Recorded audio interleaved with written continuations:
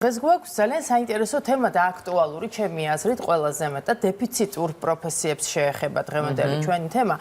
გარემოს დაცვისა და სოფლის მეურნეობის სამინისტრო და გარემოს დაცვით ინფორმაციისა და განათლების ცენტრი ერთობლივად გეგმავს ახალი ინიციატივის დეფიციტური პროფესიების დღის დაწესებას. ამ დღის მთავარი მიზანია ახალგაზრდებში ინტერესის გაღვივება იმ პროფესიების მიმართ, რომლებიც დღეს საქართველოსათვის კრიტიკულად მნიშვნელოვანია, თუმცა სპეციალისტების რაოდენობა მოთხოვნასთან შედარებით გაცილებით ნაკლებია. მეც ამ თემაზე ჩვენს სტუმართან, გარემოს დაცვით ინფორმაციისა და განათლების ცენტრის დირექტორ თამთა დევდარიანთან ერთად ვისაუბრებთ, რომელიც შემოგვიერთდება ახლა სტუდიაში.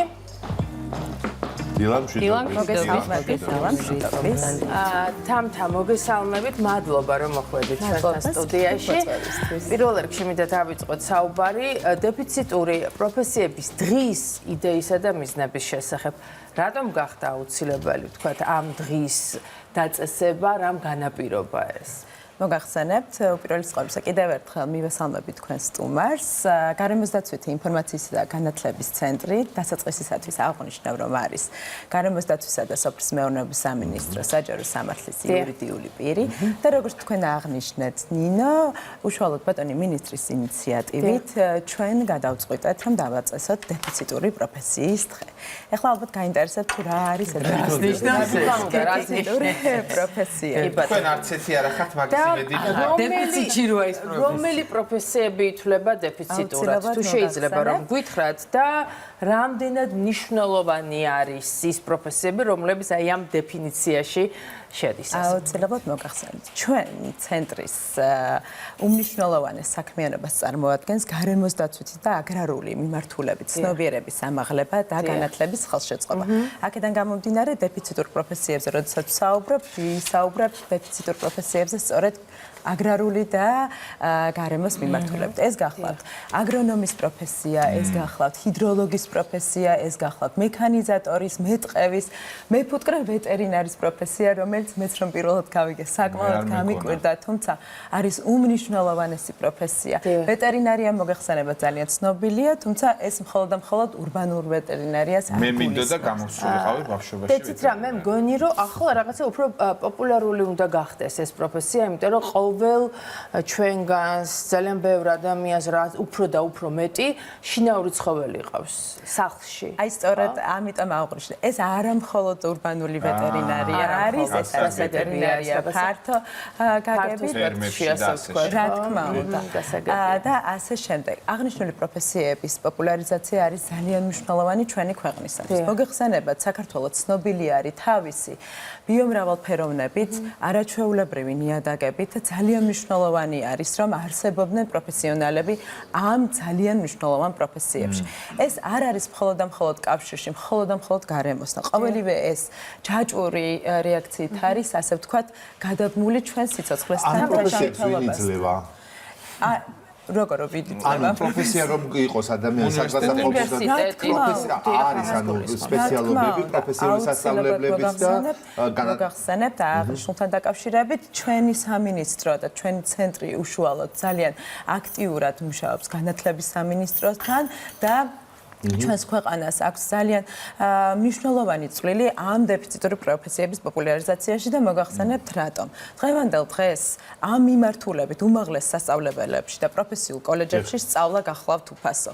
ეს არის ძალიან წამახალისებელი ჩვენი ახალგაზრდებისათვის. ჩვენის მხრივ ჩვენი ცენტრიც კი არაერთ აქტივობას და ღონისძიებას მართავს იმისათვის, რომ ახალგაზრდებში გავაღვივოთ ის პასუხისგებლობა, რომელიც ახლავს ამ პროფესიებს. თამთა, შეიძლება რომ ვთქვათ, რომ მოთხოვნა ამ პროფესიებზე გაცილებით მეტია, ვიდრე მომზადებული სპეციალისტების რაოდენობა.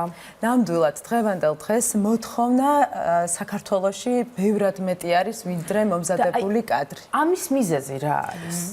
ძალიან მიხარია, რომ ამ მიზეზებზე ვსაუბრობ და ჩვენ აუცილებლად უნდა ვისაუბროთ იმ გამოწვევებზე, რაც არის და ერთიანად უნდა გადავჭრათ ეს გზები. აღნიშნულის მიზეზი შეიძლება დავასახელოთ, რომ არის ნაკლებ პოპულარულობა და აქედან გამომდინარე ჩვენი ცენტრი ცდილობს ცნობიერების ამაღლებას ამ მიმართულებით. თუმცა უმაღლეს საგანმანათლებლო იმას იძლება ისწავლება ეს პროფესიები უმაღლეს კოლეჯებში და უმაღლეს დაწესებულებებში. უმაღლესი განათლების დამადასტურებელ სერტიფიკატს იძლევა. რა თქმა უნდა, უმაღლეს დამადასტურებელი განათლების იმავე დიპლომს იძლევა, როგორც სხვა პროფესია. აი თან წარმოიდგინეთ, ბოდიში ჩაგეჭერეთ ხალხთან. ნუ თქვენ ახლა ბევრი ახალგაზრდა გისმენთ და უცებ თქვენგან იგებს, რომ არის პროფესიები, რომელიც არის დეფიციტი. რა უნდა გავაკეთოთ იმისათვის? აი მე ხა ახალგაზრდა ვარ, ტელევიზორს უყურებ. როგორ უნდა შევიტყო ამის შესახებ, რა არის დეფიციტური? როგორ უნდა გავიარო გზა იმისათვის, რომ ეს მოთხოვნა დაკმაყოფილდეს? როგორც აღვნიშნეთ, ჩვენი ცენტრის მიზანს ცნობიერების ამაღლება წარმოადგენს და სხვადასხვა კამპანიებს მართავთ. ჩვენ არა მხოლოდ სტუდენტებს ვესაუბრებით, არამედ ჩვენ ვესაუბრებით სკოლამდელი აღზრდის დაწესებულებებს, ბაღის მოსწავლეებს, სკოლის მოსწავლეებს და ასევე სტუდენტებს, ასევე ბაღის პედაგოგებს, დირექტორებს. ჩვენ არა მხოლოდ ინფორმაციას ვაწვდით, არამედ შემუშავებული გვაქვს სხვადასხვა ასაკის შესაფერისი ლიტერატურა და ამ ლიტერატურით შესაბამის მეთოდოლოგიით გადამზადებული პედაგოგები ახორციელებენ ინფორმაციის გავრცელებას, როგორც ბაღებში, ასევე სკოლებში, ასევე უნივერსიტეტებში. გარდა ამისა, ჩვენი ყველა აქტივობა არის არა მხოლოდ თეორიაზე დაფუძნებული, არამედ პრაქტიკაზე. ვინაიდან მოგეხსენებათ, ეს არის ის პროფესიები, რომელთა დაკავშირებთან ძალიან მნიშვნელოვანია, რომ უშუალოდ გქონდეთ, მაგალითად, ნიადაგთმცოდნეობის ფაკულტეტზე უშუალოდ გქონდეს შემხებლობა სწორედაც იმ მრავალფეროვან ნიადაგებთან, რომელიც არის ჩვენ ქვეყანაში და ასე შემდეგ.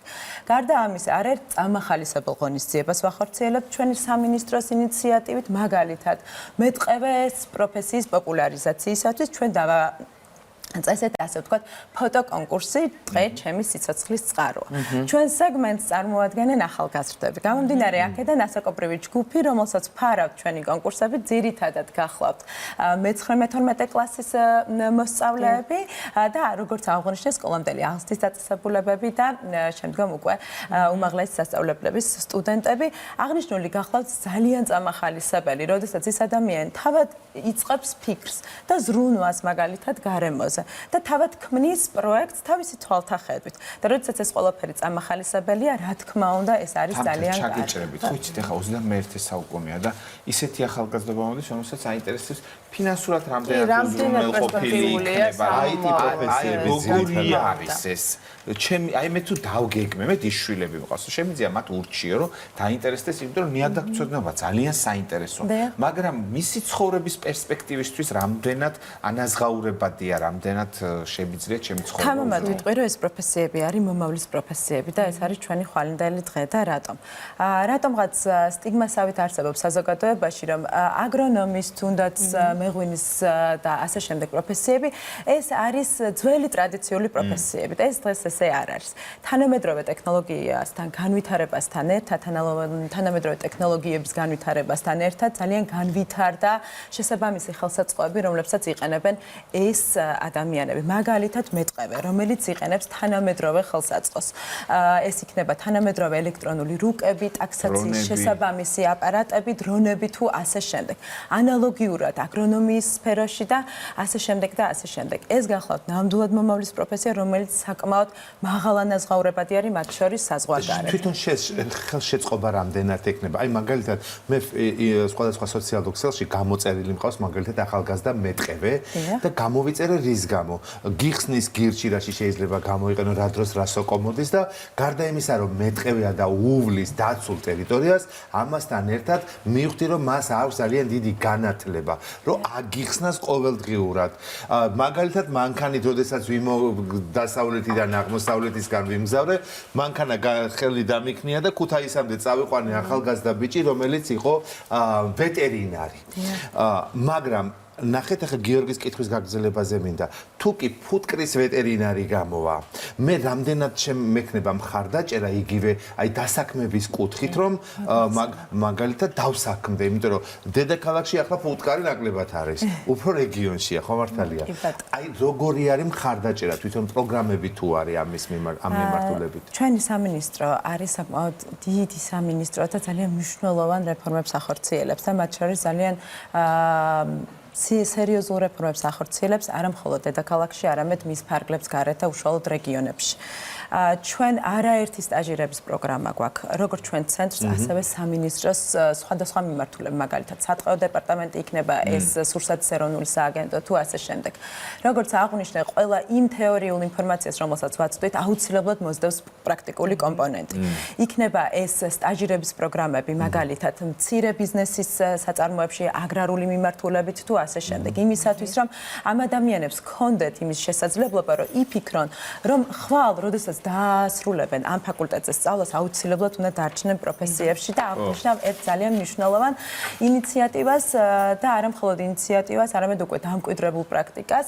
აი ახლაც 18 დეკემბერს ჩვენ გვაქვს მწვანე და აგრო სტიპენდიების დაჯილდოების ცერემონია. ვაჯილდოვებთ იმ სტუდენტებს, წარჩინებულ სტუდენტებს, რომლებიც პროფესიული კოლეჯის, საბაკალავრო და სამაგისტრო პროგრამის სტუდენტები არიან და რომლებიც წარმატებით, მაღალი ქულით და მაღალი აკადემიური დასწრებით არიან წარმოდგენილები. ვაჯილდოვებთ ერთჯერადი ფულადი თანხით, რომელიც არის 1500-2000 ლარის ოდენობით.